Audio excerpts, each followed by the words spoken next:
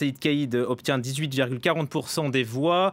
Viennent ensuite donc Nabil Karoui avec 15,58% des voix. Karim Yaoui, c'est une dernière minute, on vient juste de l'apprendre.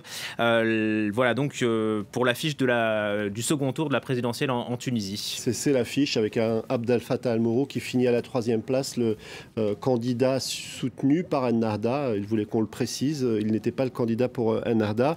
Et ça confirme les premiers résultats qui avaient émergé assez rapidement, les résultats partiels. C'était le même résultat alors qu'on avait dépouillé seulement un quart des bulletins de vote. Il se confirme donc ce résultat. On avait eu un petit moment de suspense lorsque Abdel Fattah al-Mourou avait semblé revenir un petit peu sur Nabil Karoui, mais qui a repris ses distances lorsqu'on a finalement dépouillé les derniers résultats. En tout cas, ces deux hommes représentent pour certains Tunisiens, pour ceux qui ont voté pour eux, quelque chose, une offre politique différente de ce qui a pu exister depuis la révolution tunisienne.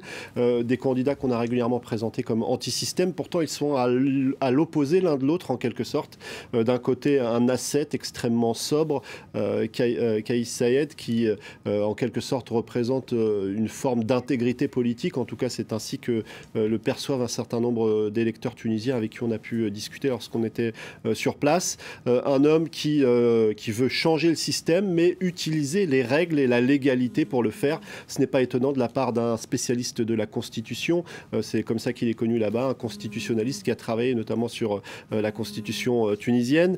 Donc un candidat qui incarne pour beaucoup un véritable changement. Et puis de l'autre côté, on a cet homme qui est en prison, qui évidemment a fait très peu campagne. C'est sa femme qui était en première ligne en quelque sorte. Sa femme qu'on a beaucoup vue dans les médias tunisiens.